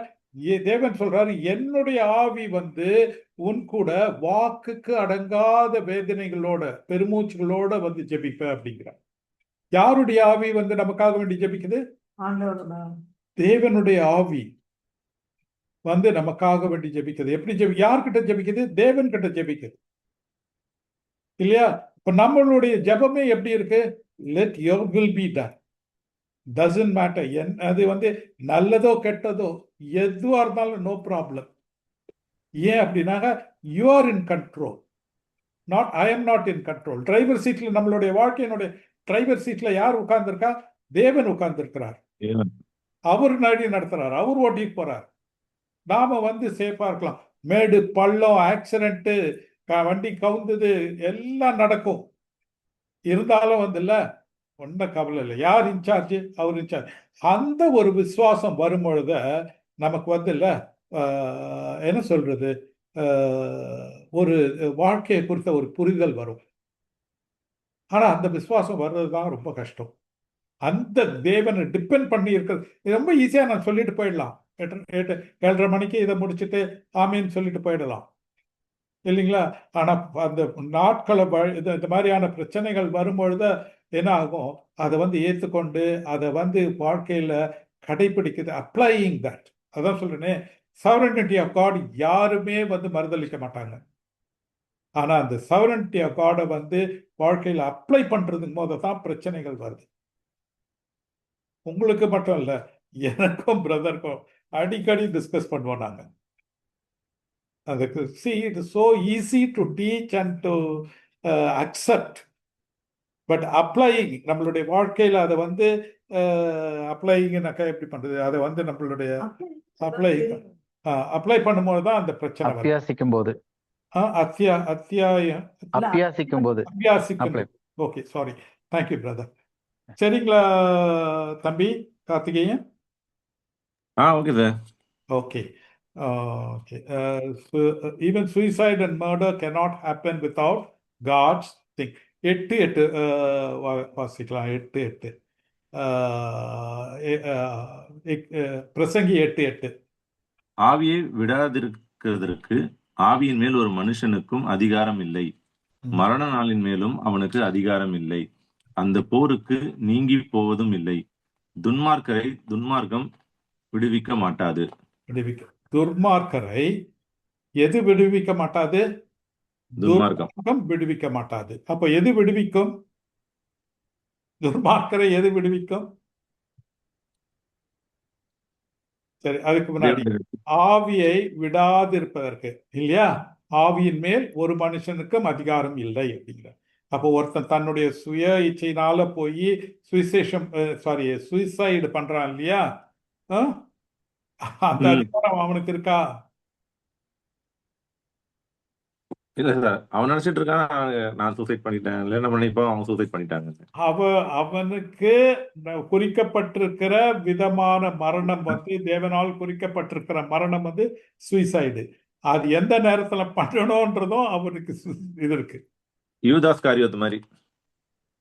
யூதாஸ் காரியத்து மாதிரி. யூதாஸ் காரியத்து மட்டும் இல்லை, யார் எந்த ஒருத்தனும், அதாவது தன்னுடைய சொந்த ஆவியை வந்து விட்டு ஒருத்தன் பிரியறதுக்கு அவனுக்கு அதிகாரம் இல்லை. மரண நாளின் மேலும் அவனுக்கு அதிகாரம் இல்லை. அவன் ஓகே நான் நாளைக்கு போய் சூசைட் பண்ண போறேன், இல்லாட்டி இத்தனை மணிக்கு போய் சூசைட் பண்ண போறேன்றது அவன் தீர்மானிக்கல.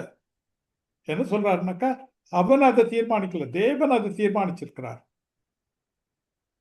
அந்த நாளை வந்து தீர்மானிக்கிறதுக்கு அவனுக்கு அதிகாரம் இல்லை. அப்படின்னா என்ன அர்த்தம்? நம்மளுடைய வாழ்க்கை தேவனுடைய கரங்கள்ல முழுவதுமா இருக்குது.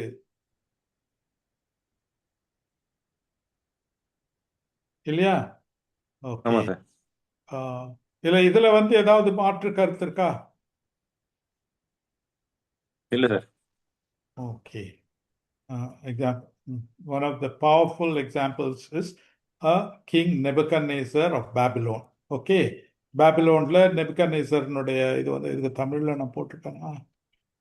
இல்லை, நான் தமிழ்ல போடல. ஓகே. தானியேல் 4:30 வாசிக்கிறீங்களா தம்பி? ஒரு நிமிஷம் சார். நான் இது போடுறேன். 4.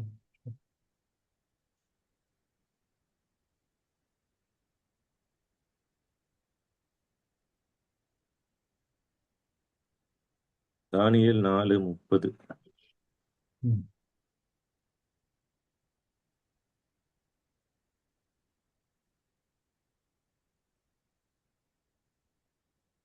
இதை நான் போட்டுட்டேன் தம்பி. 4:30 தானே சார்? 4:30. ஆமா, இந்த இருக்கு பாருங்க வாசிங்க. ஓகே, நான் வந்து இது ஷேர் பண்ணலையா? நான் ஒரு நிமிஷம் ஷேர் பண்ணி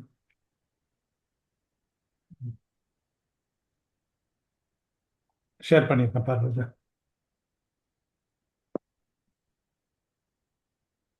இது என் வல்லமையின் பராக்கிரமத்தினால் என் மகிமை பிரதாபத்துக்கென்று ராஜ்யத்துக்கு அரமனையாக நான் கட்டின மகா பாபிலோன் அல்லவா என்று சொன்னான்.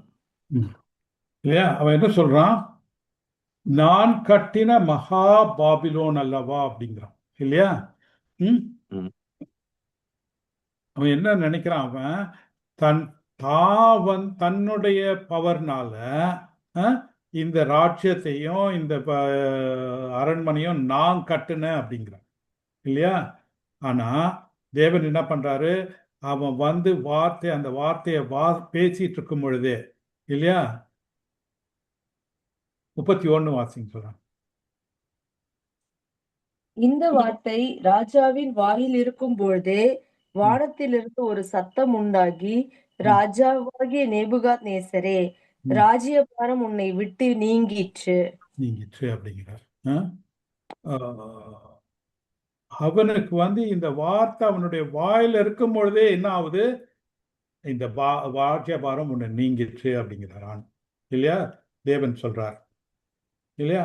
அப்போ வந்து என்ன ஆகுது? அவன் நினைச்சிட்டு இருக்கிறான் யாரு கட்டுனது அப்படின்னு சொல்லிட்டு, இந்த ராஜ்யமும் இந்த அரண்மனையும் மகா பாபிலோன் நான் கட்டுனது இல்லையான்னு சொல்லும் பொழுது, அந்த வாயில நினைச்சிட்டு இருக்கும் போதே ஆண்டவர் என்ன பண்றாரு? அதை எடுத்து போட்டுறார். இல்லையா? 4:25 ஒரு வசனம் இருக்கு, அந்த வசனத்தை வாசிங்க.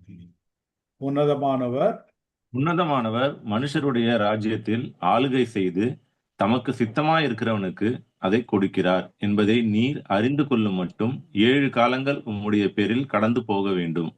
ஓகே, அப்போ வந்து இந்த இடத்துல என்ன நடக்குது அப்படின்னாக்கா, இதெல்லாம் உன்னதமானவர் மனுஷருடைய ராஜ்யத்தின் ஆளுகை செய்து அவர் தமக்கு சித்தமாக இருக்கிறவருக்கு அதை கொடுக்கிறார். இல்லையா? ஆண்டவருக்கு யாருக்கு வந்து எதை கொடுக்கணும்ட்டு அவருக்கு சித்தம் இருக்கோ அதை தான் அவருக்கு கொடுக்கிறார்.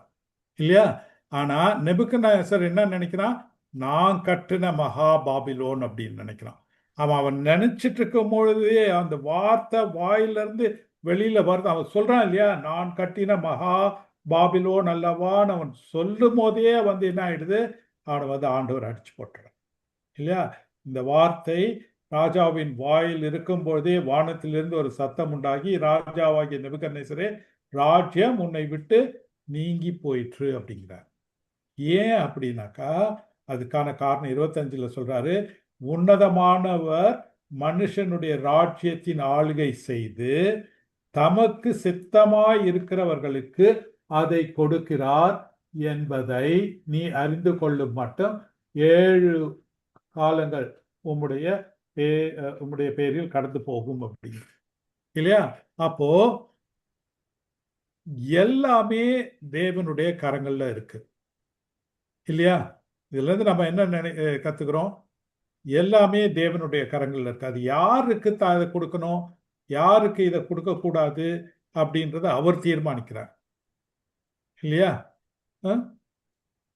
என்ன பண்றாரு ஆண்டவர்? வந்து ராஜாவை சிறுமைப்படுத்தி, ஹம்பிள் படுத்தி, taking away his reason and making him live like an animal until he confessed that. அவனை வந்து சிறுமைப்படுத்தி அவனுடைய ராஜபாரம், அவனுடைய பெருமை எல்லாத்தையும் எடுத்து அவனை ஒரு மிருகம் மாதிரி ஆக்கி அவன் அதை வந்து அறிக்கை செய்யற மட்டும் அவனை வந்து தண்டிச்சு போடுறார் இல்லையா? Okay okay, next was let's change this.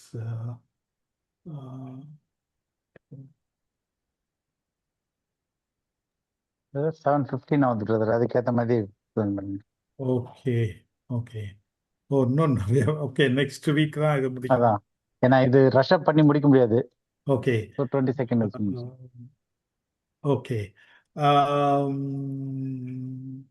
இந்த இதை மட்டும் முடிச்சிடும். The story proves that no ruler, no matter how powerful, can act against God's will. Okay, இந்த இந்த இந்த கதை, இந்த இதில், இந்த நிகழ்ச்சியிலேருந்து நம்ம என்ன பார்க்குறோம்னாக்கா, எப்பேற்பட்ட ராஜாவாக இருந்தாலும் சரி, எவ்வளோ பவர்ஃபுல்லாக இருந்தாலும் சரி, அவனால் வந்து தேவனுடைய சித்தத்தை மீறி நடக்க முடியாது அப்படின்றத நம்ம பார்க்குறோம். Human pride is always broken so that God's sovereignty is revealed. இப்போ எனக்கு ஒரு சின்ன சந்தேகம் வருது. ஹிட்லர் எல்லாம் வந்து இந்த ஒரு இதுக்குள்ள வர முடியுமா? எவ்வளோ பவர்ஃபுல்லா, எவ்வளோ யூதர்கள் எல்லாத்தையும் அழிச்சு போட்டான் இல்லையா? அப்போ அவன் வந்து தேவனுடைய சித்தத்துக்குள்ள வரானா? அப்போ அவன் வந்து தேவனுடைய அந்த சவரன் வில்லை தாண்டி தான் அவன் பண்ணான். சாத்தானே பண்ண முடியாதுன்ற போது ஹிட்லர் எப்படி சார் பண்ண முடியும்? ஹிட்லர் எப்படி பண்ண முடியுமா? Okay, price the Lord. Okay, சரி. வேற இதை குறித்து வேற ஏதாவது இருக்குங்களா? இது வந்து இன்னும் கொஞ்சம் டீட்டெயிலாக தான் போகுது. இது ரஷ் பண்ண முடியாது. அது வேற ஏதாவது ஒரு ஏன்னா என்னால் முடிக்க முடியாது. நான் ரஷ் பண்ண இன்னும் ஒரு வாரத்துக்கு நான் எக்ஸ்டெண்ட் பண்ணிட்டு அடுத்த வாரத்துக்கு இது வந்து பாதி தான் வரும். அதனால வந்து நான் மறுபடியும் இத்தனை நாள் இந்த இதை வந்து ஒரு ரேப்அப் பண்ணிடுறேன். நான் செஞ்ச நம்ம இது மட்டும் படித்த காரியங்கள் எல்லாத்தையும் வந்து நம்ம ஒரு ஷார்ட்டாக அதை வந்து இது பண்ணி முடிச்சிடறேன். நான் அடுத்த வாரம் வந்து பிரதருக்கு ஒரு ஒரு மேரேஜ் ஃபங்க்ஷன் அட்டன் பண்ணுறாரு. நானும் வந்து வசந்தியினுடைய கேட்ராக்ட் ஆப்ரேஷன் விஷயமா டாக்டர் கன்சல்ட் பண்ணுறதுக்கு சென்னைக்கு போவேன் நான். அதனால் வந்து அடுத்த வாரம் இல்லாமல் இதோட 22ஆம் தேதி நம்ம வந்து மறுபடியும் இந்த பைபிள் ஸ்டடியை ஆரம்பிப்போம் நம்ம. சரிங்களா? ஏதாவது ஒரு டவுட்ஸ் இருந்ததுன்னா கேளுங்க, இல்லாட்டி ப்ரேயர் பண்ணி இதை முடிச்சிடுங்க.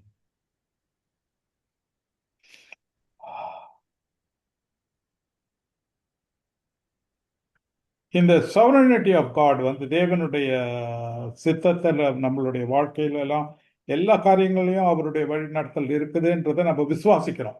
ஆனால் அது நம்மளுடைய வாழ்க்கையில் அப்ளை பண்ணும்பொழுது உங்களுக்கு ஏதாவது இந்த பிரச்சனை வந்திருக்கா சார்? அப்ளை பண்ணும்போது நமக்கு இப்போ ஒரு சில விஷயத்துக்காக நம்ம ஜெபிக்கிறோம். அது சில நேரங்களில் நம்ம மனசுக்கு வந்து அது நடக்கணும் அப்படின்னு ஒரு ஆசை இருக்கு. ஆனா அது நடக்காம போகும்போது கொஞ்சம் அப்படி அது அது அந்த பக்குவம் வந்து இன்னும் வரல சார். அப்போ வந்து என்ன அதுல வந்து என்ன பிரச்சனைன்னு பாக்குறீங்க நீங்க? என்ன பிரச்சனை? இன்னும் நம்ம அது இன்னும் நம்ம சரியா உள்வாங்கல. கடவுளுடைய காரியங்களை நம்ம இன்னும் உள்வாங்கல. இன்னும் நம்ம புரிஞ்சுக்க வேண்டியது, இன்னும் பக்குவப்பட வேண்டியது இருக்கு. ஓகே, எனக்கும் இதே எல்லாத்தையும் பிரச்சனை. ஏற்றுக்கொள்ளுகிற இந்த இல்ல எல்லாத்தையும் ஏற்றுக்கொள்கிற இப்ப பவுல் சொன்ன மாதிரி வாழ்ந்திருக்கவும் தெரியும் தாழ்ந்திருக்கவும் தெரியும் அப்படின்னும் போது அந்த தாழ்ந்திருக்கவும் தெரியணும் அப்படின்ற அந்த பக்குவம் இன்னும் நமக்கு வரல. Okay. Jesi Jesi you have- கிடைக்கும் போது நமக்கு அந்த இதுவா இருக்கு. ம். அதாவது பவுல் சொல்ற மாதிரி எல்லா சூழ்நிலையும் மனரம்யமா இருக்க கற்றுக்கொண்டேன்றது வந்து ஆ. பெரிய பாடம் அது. பாடம். அது எல்லாருமே லேர்ன் பண்ணிக்கிட்டு தான் இருக்கிறோம். இந்த போராட்டம் நமக்கு கடைசி வரைக்கும் இருக்கதான் செய்யும். ஆனா கர்த்தரோட பலன் நம்ம கூட இருக்கிறபடினால அந்த சில நேரத்துல நம்ம சரீரத்துல பலவீனமா இருக்கும்போது நமக்கு இந்த மாதிரி தாட்ஸ் எல்லாம் வரும். ஆனா நம்ம கொஞ்சம் டைம் எடுத்து ஆண்டவரோட sovereignty எல்லாம் பார்க்கும்போது இன்னைக்கு நம்ம விரும்பின விதத்துல ஆண்டவர் வந்து பதில் அளிக்காவிட்டாலும் அதுக்கும் ஒரு ஆண்டவரோட நன்மைக்கு எதுவாக தான் வச்சிருப்பாருன்ற அந்த புரிதல் நமக்கு வந்து நம்மளை பலப்படுத்தும். ஸோ நமக்கு வந்து சின்ன வயசாலும் சரி, மிடில் ஏஜாக இருந்தாலும் சரி, ஓல்ட் ஏஜ் ஆனாலும் சரி, மறிக்கும் வரும் நமக்கு இந்த போராட்டம் இருக்க தான் செய்யும். ஆனால் ஒவ்வொரு சுச்சுவேஷனும் கர்த்தரோட பலனை கொண்டு நம்ம மேற்கொண்டு வருவோம். அவரோட சித்தம், அவரோட இது, because we are all only humans. அதனால நம்மளுக்கு வருகிற பலவீனத்தில் தேவன் பலன் பூர்ணமாக இருந்து நம்மளை வழி நடத்துவார் அப்படின்னு என்னுடைய that's what I feel. There are but ஒரே challenges. கடைசி வரைக்கும் நம்ம மூச்சு விடுற கடைசி இறுதி காலம் மட்டும் நமக்கு பலவிதமான போராட்டங்கள், பிரச்சனைகள். ஏன்னா இந்த உலகத்திலே உபத்திரம் உண்டு தான் ஆண்டவர் சொல்லியிருக்காரு. திடன் கொள்ளுங்கள், நான் இந்த உலகத்தை ஜெயித்தேன். அது மாதிரி ஆண்டவரோட பிள்ளைகளாக we will be overcomers. ம். We இல்ல will overcome every situation, not by our own strength, but by God's strength. ம். இல்ல இப்போ தம்பியுடைய பிரச்சனை என்னன்னாக்கா ப்ரேயர்ல ம். ப்ரேயர்ல ஒரு ரிக்வெஸ்ட் கேட்குறோம். Prayer, அதுதான் நம்ம மாம்சத்துக்கு ஏற்ற மாதிரி நம்ம ஆசைப்பட்ட ஒரு ரிக்வஸ்ட் எதுவாக இருந்தாலும் இருக்கலாம். அதுக்கான சொல்யூஷன் என்னது? ஆமா, நம்ம we have to wait on the Lord. அப்ப ஆண்டவர் அது பதில் கொடுக்கலன்னா அதுலயும் ஒரு ஆண்டவருடைய சித்தம் இருக்கு. That's also the answer for our prayer. ம். I would just throw one idea. ஆ. இங்க வந்து it's like, complete surrender to the Lord இருக்கணும். ஆ. Whatever happens, it is ah. His will. Even today தமிழ்ல I die. பார்ப்போம். ம். எது நடந்தாலும் அவருடைய வில் படிதான் நடக்குதுன்ற கம்ப்ளீட் சரண்டர் வந்து நம்மளுக்கு இருந்தா மட்டும்தான் ம். இந்த விஷயத்த வந்து லைஃப்ல அப்ளை பண்ண முடியும். ம். வித்தவுட் ஒரு ஹெசிடேஷனோ இல்லை எதிர்பார்ப்போ இல்லாம. ம். இப்போ எழுந்துட்டு இன்னைக்கு ஏதோ ஒரு வேலைக்காக நம்ம போறோம் அப்படின்னா my prayer would be, Lord I'm going, I'm giving it in உங்க கையில நான் கொடுக்குறேன். உங்களுடைய வில் எப்படி இருக்கோ அது படியே நடக்கட்டும் ஆ. அப்படின்ற அந்த ஒரு ப்ராட் மைண்ட் செட் வரணும்னா நம்மளுடைய கம்ப்ளீட் சரண்டர் இருக்கணும். ம். அப்பதான் அது வந்து அப்ளை பண்ண முடியும் வித்தவுட் நம்மளுடைய பெர்செப்ஷன் இல்லாம. ம். எஸ். கண்மணி, நீங்க என்ன நினைக்கிறீங்க கண்மணி? கண்மணி ஆண்டவர் எல்லாமே அவரோட சித்தத்தின்படிதான் நடக்குது. ம். ஆனா நம்ம தான் கொஞ்சம் கொஞ்சம் ஹெசிடேட் ஆயிடுறோம். அதாவது என்ன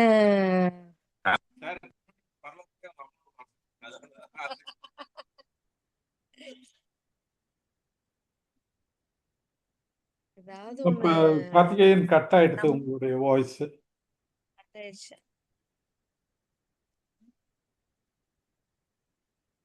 பிரதர் கேக்குதுங்களா உங்களுக்கு? எனக்கு கேக்குது பிரதர். யா ஓ, எங்களுக்கு வந்து கேட்கல. ஓகே. ஆச்சு. இல்ல இப்ப காட்டி இந்த ஆ, கேட்கல sound. இது சுத்தமா கேட்கல. சார் நம்ம இப்ப கேக்குது. அதுதான் சார், ஆ. நம்ம என்னதான் இது பண்ணாலும் இப்ப ஆண்டவரோட சித்தம் மாத்திரம் தான் நடக்கணும். சில நேரத்துல நம்மளும் குழந்தைங்க மாதிரி ஆயிடுறோம். ஐயோ, ம். நம்ம நினைச்சது கிடைக்கலையேன்ற இது வருத்தங்கள், கஷ்டங்கள் இருக்கு. ஆனா அவரோட சித்தம் மாத்திரம் தான் நடக்கணும். அதை புரிஞ்சு நம்ம வழி நடக்கணும் அப்படின்றது கொஞ்சம் லேட்டா தான் புரியுது எல்லாமே. எஸ். ஓகே. ஆமா, அதுதான் அந்த ப்ரேயர் பண்ணும்பொழுது சில நேரங்களில் நம்மளுடைய மனுஷீகத்தில் நம்ம ப்ரேயர் பண்ணிடுறோம். ஆனாலும் ம். அந்த கடைசியில வந்து தேவனுடைய சித்தம் மட்டும்தான் நம்மளுடைய வாழ்க்கையில நிறைவேறணும்ன்றதை புரிஞ்சுக்கிட்டோம்னாக்கா அதுவே ஒரு பெரிய ஆசீர்வாதம். பதில் வந்தாலும் சரி, பதில் வரலனாலும் சரி, பதில் சாதகமா வந்தாலும் சரி, பதில் சாதகம் இல்லாம பாதகமா வந்தாலும் எதுவா இருந்தாலும் ஓகே, அதுதான் நமக்கு நன்மையான ஒரு காரியம் அப்படின்னு சொல்லிட்டுல நம்ம அதை ஏற்றுக்கொள்ள முடியும் இல்லையா? தேங்க்யூ வெரி ஆமா. மச். யாராவது ஒருத்தர் ப்ரேயர் பண்ணி இதை முடிச்சிடலாம்.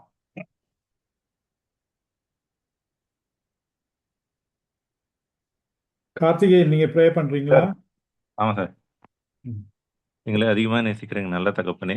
அப்பா நீர் கொடுத்த இந்த நேரத்துக்காக உங்களுக்கு நன்றி செலுத்துகிறோம்.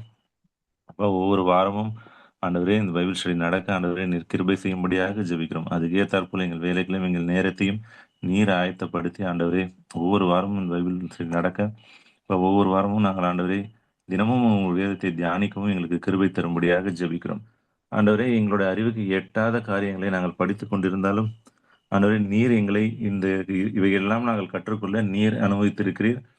அதை எங்கள் மனதில் ஆழ புரிந்து கொள்ளவும் ஆண்டவரே இந்த ரெக்கார்டிங் ஆண்டவரே நாங்கள் திரும்ப திரும்ப கேட்டு அதை தியானித்து எங்கள் வாழ்க்கையில ஆண்டவரே உம்முடைய திட்டத்தின்படி நடக்க எங்களை நாங்கள் ஒப்பு கொடுக்க எங்கள் மனதை அதற்கு ஏற்றாற்போல் நீங்கள் ஆயத்தப்படுவதாக ஜெபிக்கிறோம். அந்த சபையில் இந்த கூடுகையில் கலந்து கொண்டிருக்கிற ஒவ்வொருவரையும் ஆண்டவரே உங்க கரத்தில் ஒப்பு கொடுக்கிறோம். இப்போ எல்லாருடைய தேவைகளும் நீர் அறிந்திருக்கிறீர். ஆண்டவரே எல்லாருக்கும் சுகத்தையும் பலத்தையும் தந்து இப்போ போகிலும் வருகிலும் ஆண்டவரே அவரை பாதுகாத்து கொண்டு இப்போ ஒவ்வொரு காரியத்திலும் ஆண்டவரே உங்களுடைய கரம் இருந்து அவங்களை வழிநடத்தும்படியாக ஜெபிக்கிறோம். துதி கன மகிமை யாவும் உமக்கே செலுத்துகிறோம். எங்கள் மீட்பெரும் ரட்சகரும் எங்கள் ஆண்டவரும் ஆகிய இயேசு கிறிஸ்து நாமத்தில் எடுக்கிறேன் ஜீவனுள்ள நல்ல பிதாவே. ஆமென். ஆமென். ஆமென். ஏன்னா, ஆத்மாவே கர்த்தரை கர்த்தரை ஸ்தோத்திரி. என் முழுவதுமே அவருடைய பரிசுத்த நாமத்தை ஸ்தோத்திரி. என் ஆத்துமாவே ஆத்மாவே கர்த்தரை கர்த்தரை ஸ்தோத்திரி. கர்த்தர் கர்த்தர் சகல அவரை. ஆமென். Praise Praise the the Lord. Lord. Thank you. Thank you. Thank you. Praise the Lord. Thank you, God.